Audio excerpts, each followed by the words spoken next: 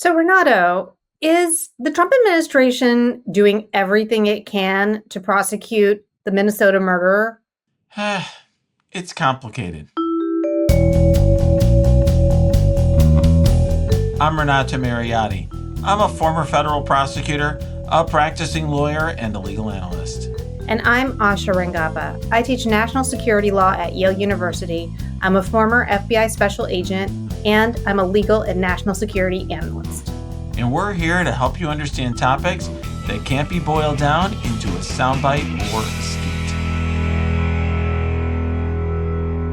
Well, Asha, this is certainly a topic that can't be boiled down. It's so serious, and I would say so over the top that if you told me that this was, about this a week or two ago, I would have thought that this was sort of a plot out of a movie or a bad TV show versus something that actually happened in real life. It's very scary stuff. Yes. And how many days has it been now?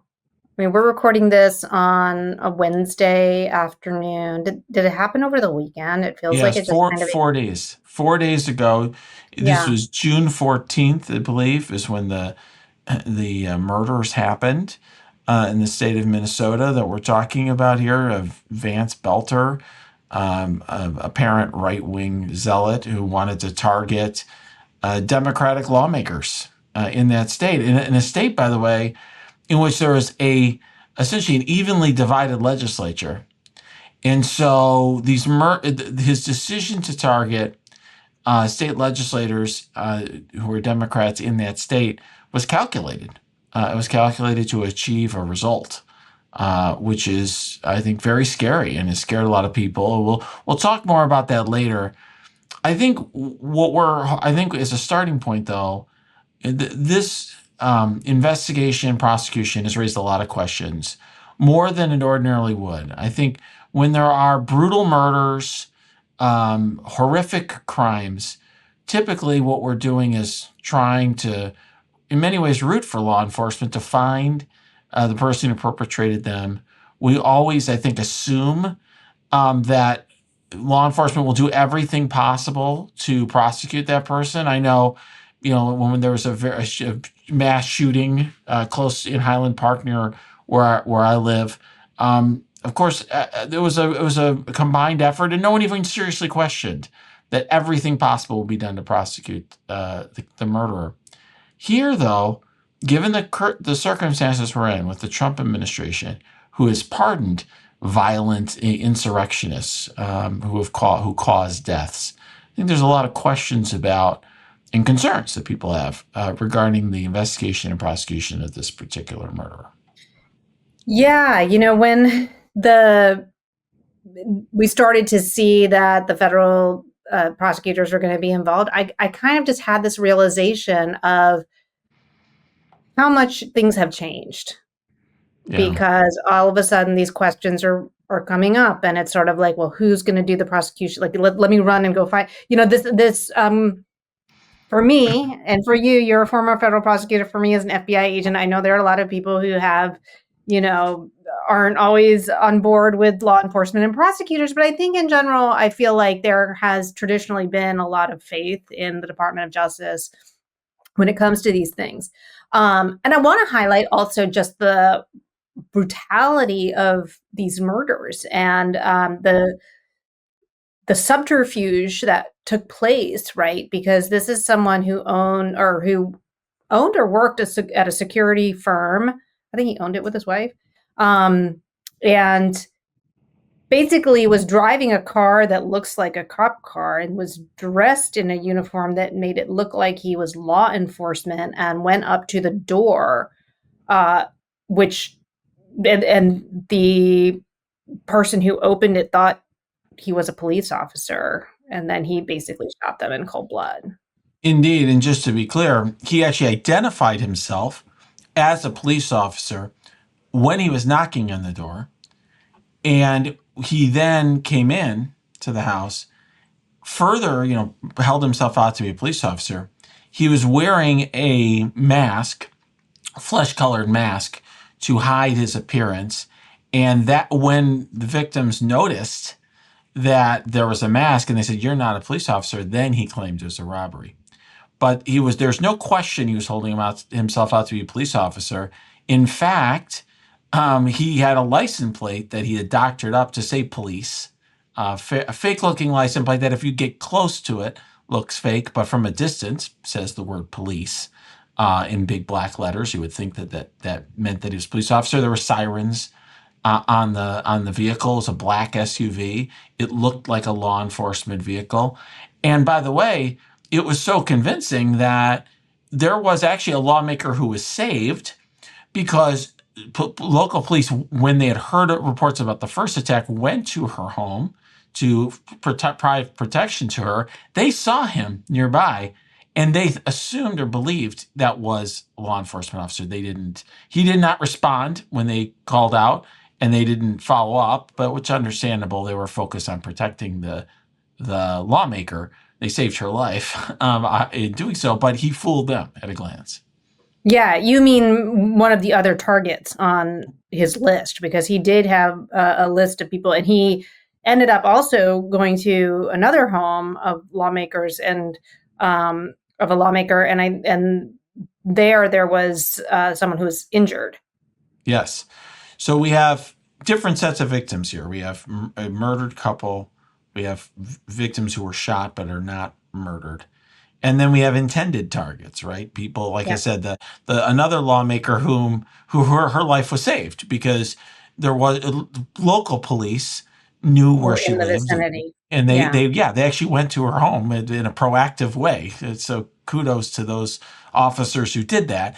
Noticed an SUV, and there's actually, if you read the federal affidavit supporting the arrest, a federal arrest of the murderer. They actually have photos taken and so you can kind of see how that vehicle and his appearance if you're not really paying attention from a glance could appear like it's law enforcement. But But I mean, all of this gets to premeditate. I mean, it's obvious, this is all planned out, and so this probably translates into legal, what it means legally. At least I know for sure in terms of what they're charging. that's right. Yeah, I just before we get into any sort of charges or so on, I just do want to mention that you had said a moment ago, Asha, that people have different views about prosecutors, and I agree, and have different views about the criminal justice system.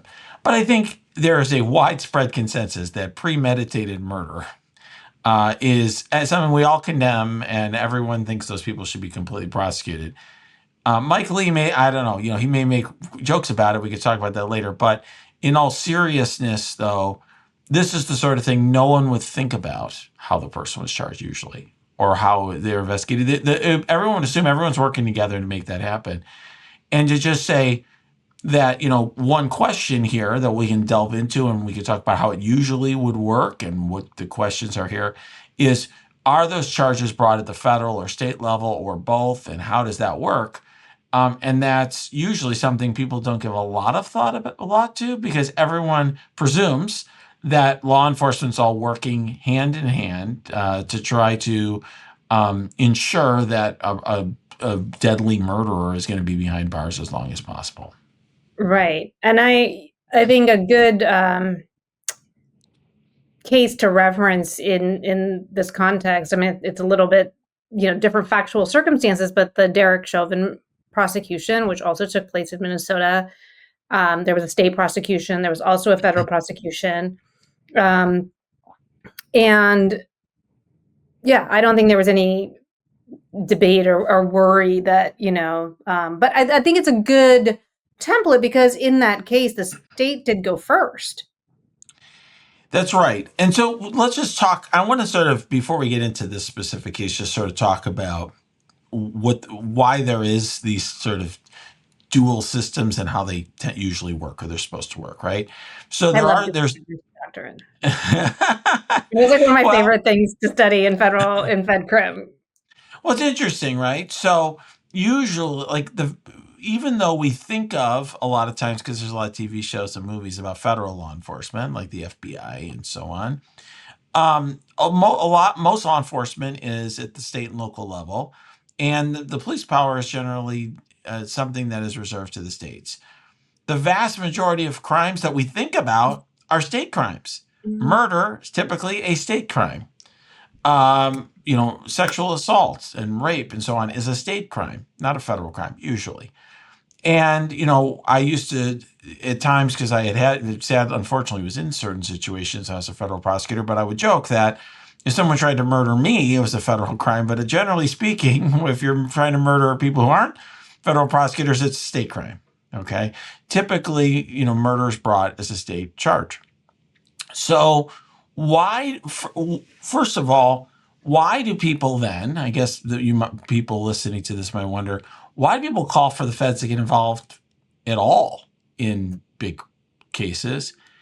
And I think it comes down to resources, and it comes down to the expertise and the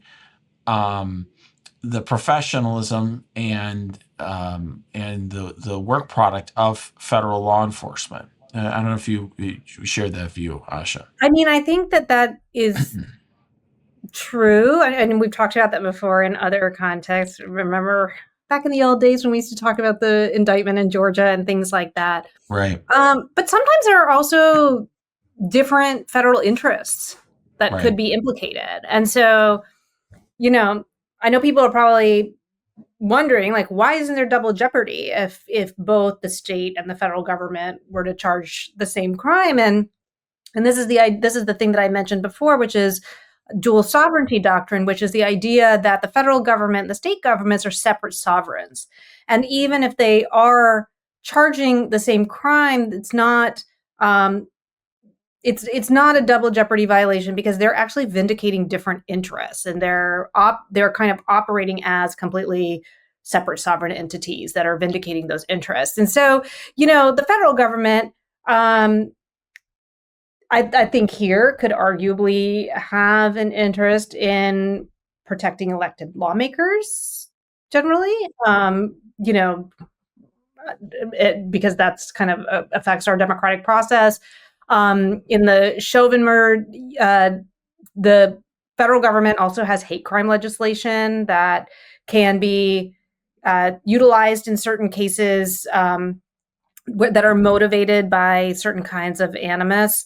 So yeah, there could be different federal interests. I mean, is what I said, would you agree with that? Would that be a federal interest here, that these are lawmakers? I mean, they're state Yeah. lawmakers, but I don't know. Well, I will just say, I guess, generally speaking, there are only limited reasons why somebody might get charged federally with murder. I obviously, given my experience, if for the folks who are watching this or listening to it and don't know me as well, I was a federal prosecutor in Chicago for almost a decade. And in this city, there is a concern about violence, and the feds and the state prosecutors work in conjunction with each other, in cooperation, to try to solve problems, and try to achieve goals in order to ensure the safety of the public. And there was definitely a discussion on a regular basis about, in particular cases, were there federal charges, were there state charges, and what would be beneficial. And often the value of the federal charge is what I said, just the quality of the investigation, the quality of the prosecutorial resources, just the amount of resources per case that the feds have, because the state doesn't have the luxury of passing on cases and letting somebody else take them. They have so much more on their plate. Another thing and it can be a state by state thing, you often will be forced to serve more time in federal prison than you might in state. Like in Illinois, it was often the case that you would only serve half the time that you received. So there were people I prosecuted who murdered people, went to state prison, got out, and then committed other crimes. And I would prosecute them for federal crimes that were not murder, but they'd often get more time or similar time for the federal crime. Yeah, I mean, but those all go to why it might be beneficial for the federal government to prosecute, but they also need a hook. Correct. Now I mean, the federal government here, can't just waltz in and start prosecuting state murders. So that's what I'm wondering, oh, what the federal hook is here. And in this it seems case, like in like it seems like in a lot of gang prosecutions, if the gun cross state line, like there's always interstate commerce hook that I think Right. can often be met. But That's I'm not that. sure what is the hook in this case. Where are they kind of hanging their hat? Well, yeah. So I'll explain that. I will say, by the way, just to bring up back a concept from a prior episode in gang cases, it's often RICO to bring in state crimes as part of some racketeering scheme. So Yeah. to think back to our days when we were talking about Georgia state cases, but here it's actually a fairly convoluted way of getting to murder, federal murder here, and here's how. If they first have to charge an underlying federal offense, and that is essentially federal stalking using using various instrumentalities of interstate commerce. So if you read the federal affidavit, they note that SUV he was driving around, I think it was a 2015 Ford Explorer, and they note that none of them were manufactured in the state of Minnesota. Okay, so it's like, okay, so the vehicle he was driving was, he have to be using a firearm so there's that element to it. But then, so stalking, if you read the criminal complaint, stalking of these two individuals is counts 1 and 2. Then counts 3 and 4 is that if there's a statute that says if during and in relation to a crime of violence in which you could be prosecuted in a court of the United States, which here is the stalking, interstate stalking violation, and knowingly and use a firearm, and during the course of that time you caused the death of a person, you could get prosecuted for murder there, and then that's a life imprisonment kind of charge. So that would be the statutory maximum there. So, do you feel like this is a case where normally the feds would have come in so quickly? I mean, I guess that's where my antenna went up, right? I mean, I before talked about the lawmakers being a federal interest. It's definitely a state interest. Like it seems very obvious that the state of Minnesota will want to make clear, like to punish these people, to vindicate its own interests and its own electoral process and officials.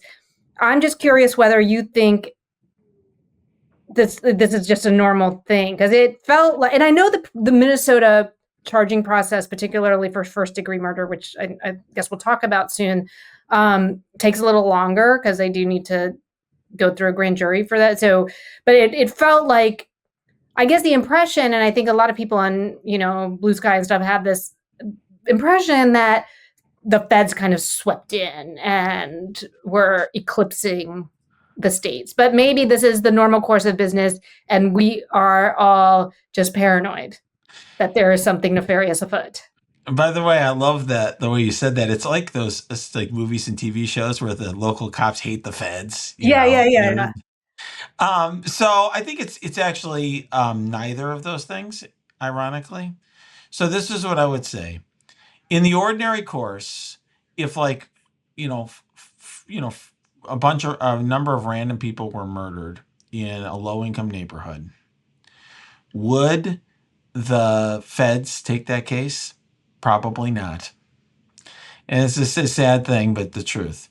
However, if Prince was shot and murdered, or if Anthony Edwards, the star Minnesota Timberwolves player, was shot and murdered. I'm trying to think of some of the more famous Minnesota people I could think of off the top of my head. Okay.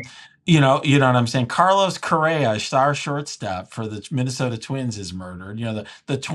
Someone's targeting the Minnesota. Kind of off the top of your head, Minnesota celebrity knowledge. I'm a sports fan, but the point being is, if somebody's going after, in a high profile way, in a very calculated way that draws massive public attention. By the way, you brought up a case in Minnesota that also inspired public attention. The feds will want to get involved. But that was a civil, that was a clear civil rights kind of violation that they would want to. That's right. Prosecute. But I do think we're talking about the Derek Chauvin case, just for that's right. If you just started tuning in, you just tuned in. You just tuned in. But the point I'm making is, it operates on multiple levels. I mean, I think one thing that I think is legitimate about that is that part of the goal of the feds is to take the resources that they have and get them the biggest bang for the buck for them, which is why, by the way, celebrities get prosecuted for tax evasion a lot more than random Joe and Jane, Q Public, because they know that if they prosecute Wesley Snipes for tax evasion, people will talk about it. Whereas if they prosecute Asha Rangappa, maybe not. And so they're purposely going to prosecute famous people and try to get bang for their buck. But part of it is also, look, the feds want to, whatever, grab their headlines and show that they're doing things. So there's definitely that element to it. So you think they would have done this anyway? Well, I think they would have done it if it was a high profile case that everybody gripped the nation. I I'm think saying that, if when I say anyway, if this was not the Trump administration, right. would we I have think the Biden seen? administration would have done the same thing. Okay. That's All my right. gut on it. All right. Now, People can be I will reassured. say, yeah, I think that's probably right. I mean, I do know the U.S. attorney, in the acting U.S. attorney that Trump appointed. I did work with him for many years as he was a federal prosecutor in the same office as me before he went to Minnesota. He's a good professional, and the work that's done in the affidavit is strong. But I will say that it'll be interesting to see.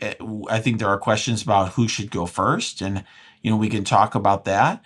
For example, you could get a lot of the benefits of federal charges by having the feds do all the work up on the investigation, do all the hard work, and then potentially handing some of that off to the state. And I did that. I mean, I investigated, for example, people engaged in, child exploitation and abuse and all sorts of serious matters. And ultimately at times handed it off to the state because they could prosecute it more directly than we could, Yeah. and we would use our resources to assist effectively. Yeah. It seems like whoever goes first.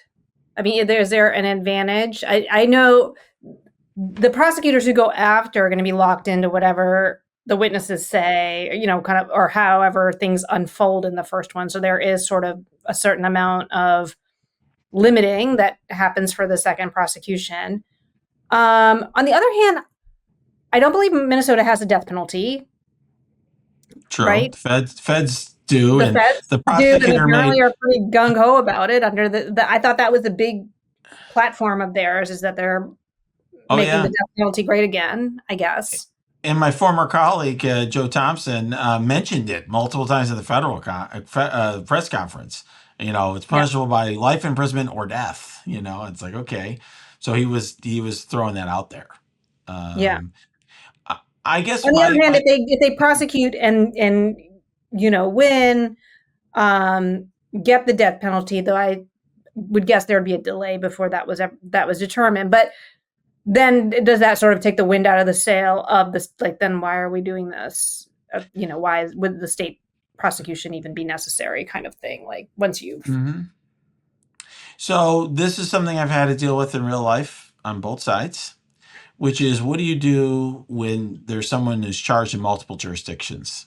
Okay, whether it's federal and state, you could also have different jurisdictions. I'll give an example. R. Kelly, right? R. Kelly was charged in Chicago, federal and state, and New York and Minnesota all at the same time, because he was criming all over the place, right? So the position in those circumstances. By the way, Donald Trump, right, in a prior many, if you've been watching this podcast and or listening to it for a while, he was charged all over the place. Positioning and timing then become important on both sides, on the defense side and on the prosecution side. I think here the prosecutors would ordinarily be thinking about the following things, right? One is, is there a better chance of victory on one or the other? And that can boil down to also resources, prosecutorial resources, but things about who the jury is going to be and things like that. Okay, and evident, maybe there could be legal differences in terms of what they have to prove in elements and so on. But then secondly, whoever goes first is going to get a conviction, and then the other prosecution is effectively going to be a hammer or something that's dangling over the person's head to get them to plead or give up their yeah appeal or whatever. in exchange for something. So there, you have to think to yourself, how do we want that to work out? Do we want to have a federal conviction in which, instead of going through the whole thing again in the state, he ends up giving up in Yeah. exchange for something, or the opposite? And that's a strategic decision, although at times, and I'll, It rumor feels has it also in. like it could be a symbolic decision. And Mhm.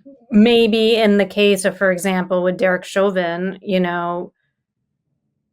and here that like the state wants to, kind of like what you said, the feds, like they just want to make a point, like that this is a serious thing. We're gonna, handle Correct. it. Correct. Sometimes it can be something that is not as good. Like there are times, I'm not going to get into specifics, but have been cases where certain prosecutors will feel that another office or another thing, another sovereign is stepping in to grab attention for themselves at the expense of a better case, or, a more appropriate venue. It happens. They have different goals, different interests, and so on. They're different. They have different goals. They're different sovereigns, and so on. They have got their own interests. But I think generally here, Asha, you would be thinking ordinarily purely about, what message does this send to the public, and what is going to ensure that the public is protected from this person for the rest of their lives, that person's life.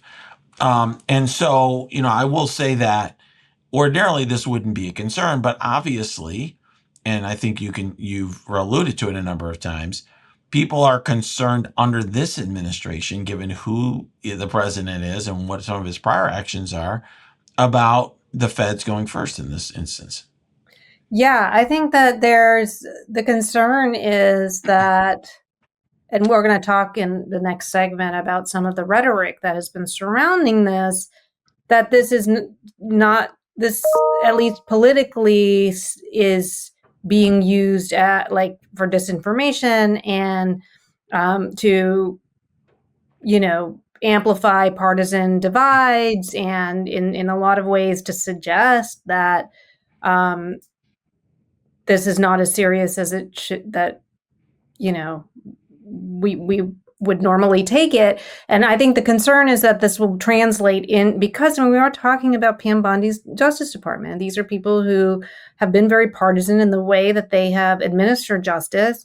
I am concerned that either it won't be prosecuted as aggressively, or this coordination with the states won't happen in the way that it normally should, with the kind of comedy and comity, not comedy, but comity that normally would, you would have between the feds and the state, to kind of maybe withhold information. I'm particularly concerned about potentially selective use of evidence to minimize the targeting on a partisan basis, or his political leanings.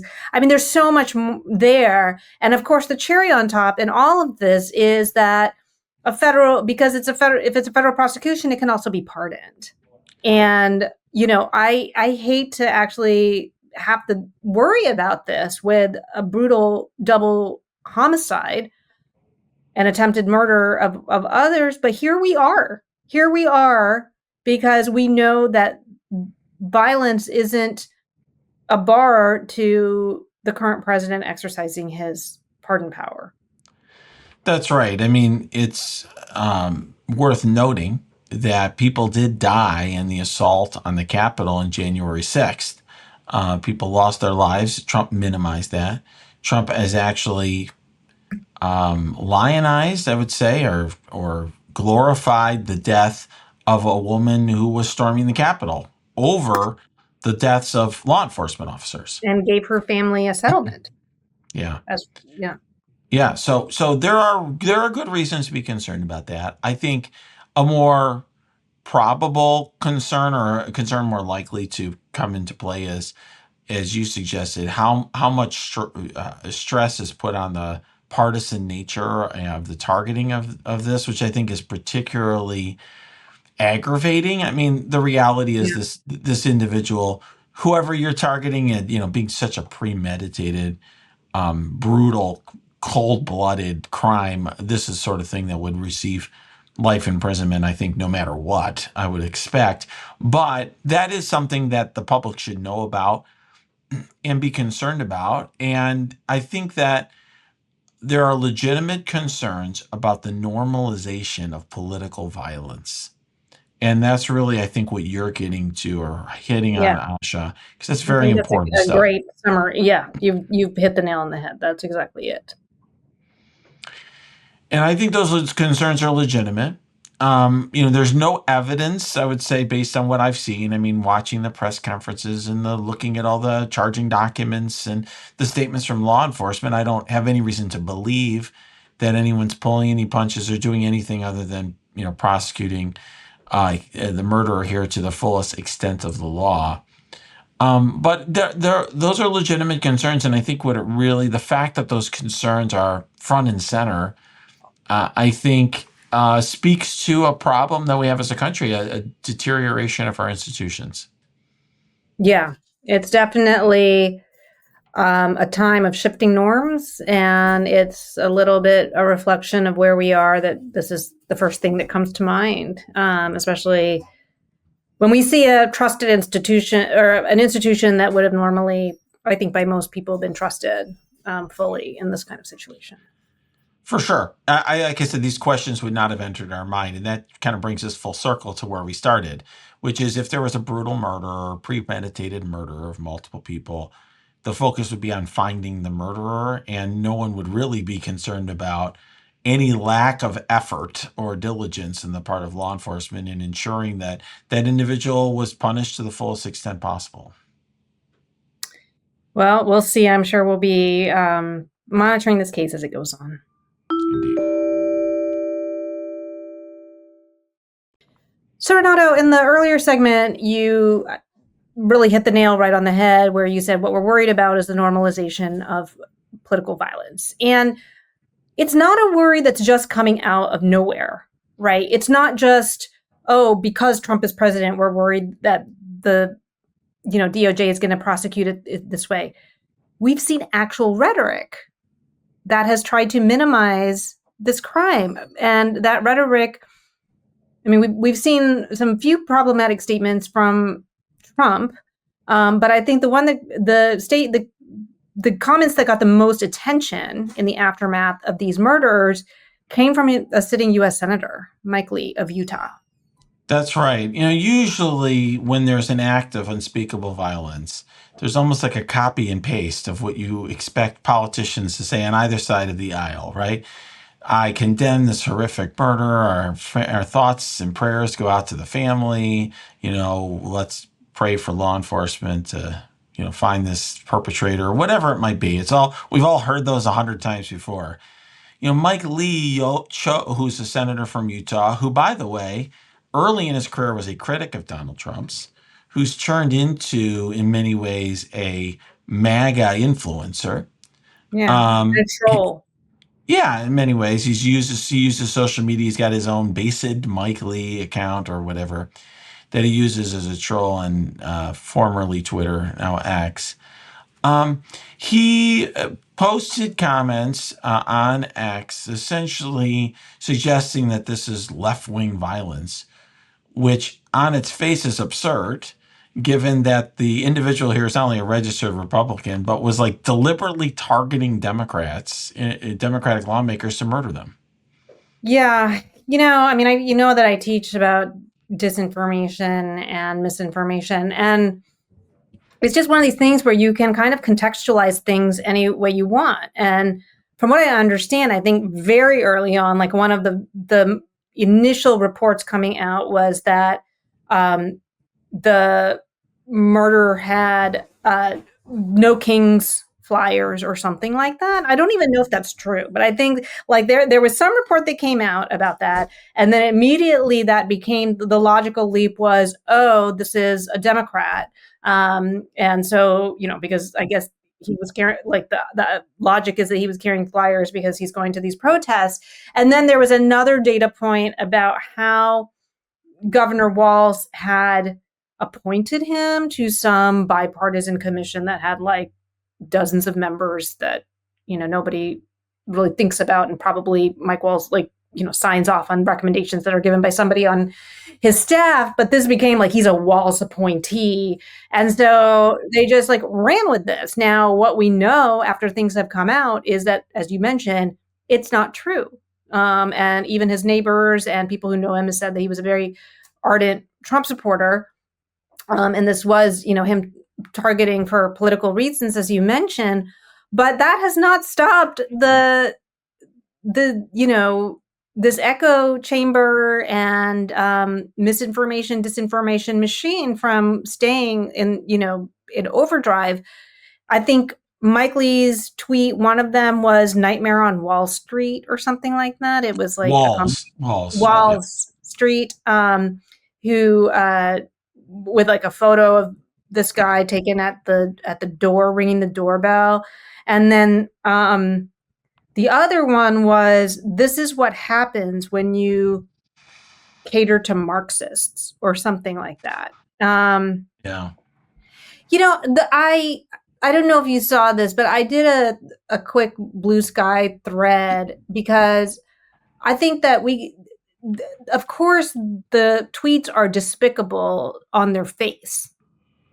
But I think it's also important for people to know what they are trying to communicate at like a moral, like cognitive level, which is they are trying to basically minimize the harm of this, right? Like first it's a distancing of any responsibility. It's like claiming, well, this is them, it's not us.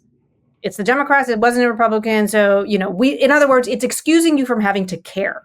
It's using Right. tribal loyalties as a way of saying you don't need to care about this. It's also ascribing blame. Like this is what happens when, these monsters on this side, don't get their way. And there's a dehumanization. And I think it's just really important because this rhetoric can be very dangerous. And I think someone had posted, and I thought this is exactly where I was thinking, who was like, it's like one step from, maybe two steps from this to their cockroaches and snakes, which is kind of the rhetoric that you start getting to when you really start dehumanizing people in a way that encourages violence towards people who are not of your tribe. And that was a reference to Radio Rwanda that did this in Rwanda, that led to the Rwandan genocide. So, I just think we need to be very careful and vigilant, I guess is the word that I'm looking for, when people, especially leaders, start talking in this way. Yeah, and I mean, I think one thing that has caused some serious alarm is that Mike Lee has, at least to my knowledge, you can correct me if I'm wrong, has not come out and said, "Oh, I was very wrong and very apologetic." He put out a statement on his official account saying, thoughts and prayers and all the usual stuff that a politician would say, but he has not basically come forward and say that he made some grave error and he's so regretful and things along those lines, which in another era one would expect if somebody made those sort of despicable remarks. It also just highlights the disingenuity of some of the claims, that Trump and other Republicans have made. So, for example, when Comey posted the photo that said 8647, and it was like, oh my God, this is a call to assassination or whatever. And it was like it was a seashell, arrangement or something on a beach. You can't claim that something like that is a call for violence and then show like basically zero concern. Trump has refused to call the governor. He says, I don't need to call him. He's a mess. He's a whack job, And so this is signaling. I mean, when you have especially a party that has a sort of cult-like, and it's about loyalty and kind of following signals that are put out by the leaders, Mike Lee, by the way, is not like, I mean, it's bad enough if you have some influencer or, right-wing podcast host, a senator. It's kind of crazy. He has not apologized. He did get confronted, from what I understand, by representatives from Minnesota who, were like, why are you doing this? Like this is really destructive. It causes a lot of pain. Like this is not, like, what are you trying to do? And he hasn't put out a statement on that. He did delete those tweets, though, from what I understand. Yeah, I mean, I will note he was confronted actually by fellow senators. I think Tina Smith from Minnesota confronted him because her name was on the list too. He started with a sort of a legislature that he could influence the balance of power, but very interesting dynamic there where I think, a lot of members of Congress were understandably concerned about their own safety during the storming of the Capitol, and that's sort of where I do want to talk about it for a moment. I will note that in my own state of Illinois, which is not that far away from Minnesota, there were state legislators this past weekend that said we're not attending events, and publicly said that the reason they were not attending events is that they were concerned about their own safety. And I think that ultimately, whether or not someone's successful or not with an attack, whether or not they're in one area or another, having the normalization of political violence can create disincentives, just like we talked about, let's say in the law firm context, disincentivizing people to represent opponents of the administration. Here in this context, it's disincentivizing state politicians, federal politicians from speaking up.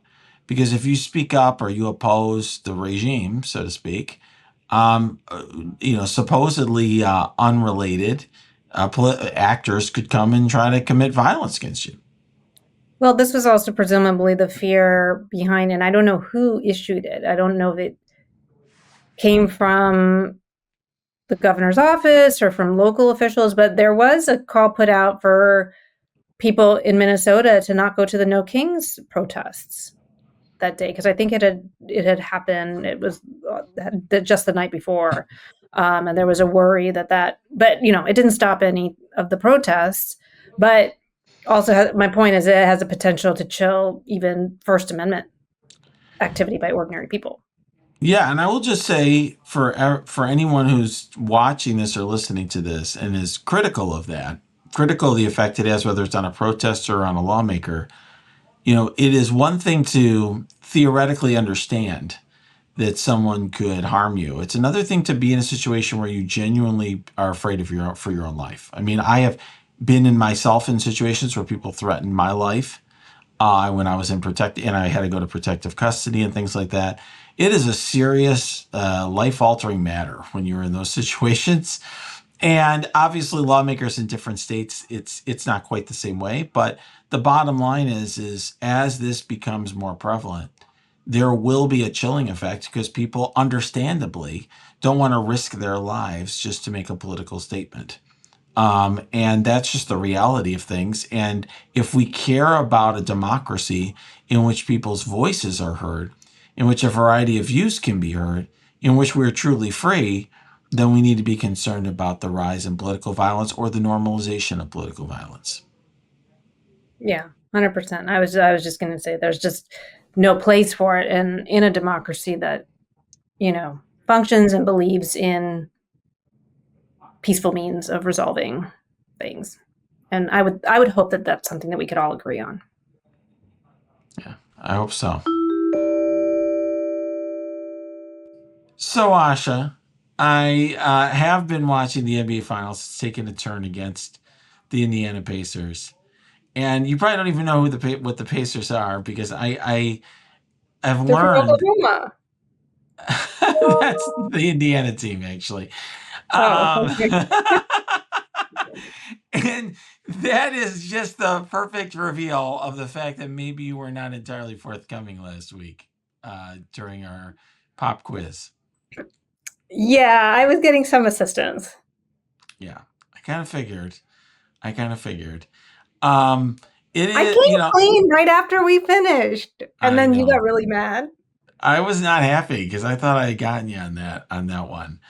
But look, it is, it's one thing that is kind of interesting, I will say, is that sports remain one of the few things that kind of bring everyone together in this country. It's one of the few things that I think everyone can enjoy and talk about and think about in a completely nonpartisan way. I wish that that topic was, and other topics like that one, were the way that the rest everything else was nowadays.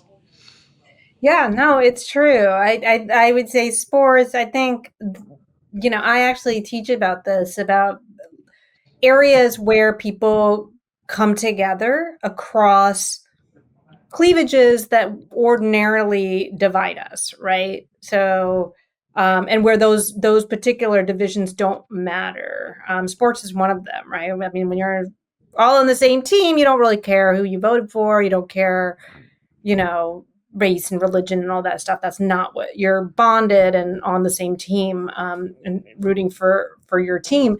Although it's interesting, even sports can be politicized, and we saw that like what 5 or 6 years ago with the kneeling, whatever, and football games and stuff. So that became a political issue, and kind of was trying to force people to um, choose political sides, I guess, using sports as a forum. So I don't think it's immune, um, but it is, I think, much more resilient because I would say the arts also, where people can come together and you're because you're enjoying something together, right? You're all united in some common endeavor, which I agree with you. We don't do enough of in our society. Right. Oh, it's interesting. I mean, sometimes it's politicized. Like in the example you gave, Trump was politicizing football. It can be also politicized in a way that's more affirmative, where you had like the NBA had everyone wearing Black Lives Matter shirts and really talking about the danger that Black people in the United States feel with law enforcement, and making that front and center at their games for during the time where there's so many protests around the same time as the pandemic. So, I guess all I would just say is that I'm hopeful that some of those things can potentially be a bridge that can lead us to a little bit of a better spot after this Yeah. presidency. Even the arts can get politicized, Trump and JD Vance got booed at the Kennedy Center. Well, they've Like kind of done their part to politicize the Kennedy Center, didn't they? I mean, that's part of it, right? Yeah. Basically going to war against that institution. Yeah. Well, let's hope that some of these arenas we can keep intact. And yes, you caught me. I was cheating last week. I feel like I was not trying to hide that from you. I did hide that from our viewer. I think I was pretty obvious. I think I might have even said I'm getting some assistance. You all know me. Come on. This Why seems would like I know? Why would I know disinformation. who is playing in the NBA Finals? This is disinformation. But I am proud of out investigating the investigator. Yeah, it was subterfuge. All right, I won't. I'll just be very honest about my sports ignorance from now on. Can't get your fill of Legal AF? Me neither. That's why we formed the Legal AF Substack. Every time we mention something in a hot take, whether it's a court filing or a oral argument, come over to the Substack. You'll find the court filing and the oral argument there, including a daily roundup that I do called, wait for it, Morning AF. What else? All the other contributors from Legal AF are there as well. We got some new reporting. We got interviews. We got ad-free versions of the podcast and hot takes. Where? Legal AF on Substack. Come over now to free subscribe.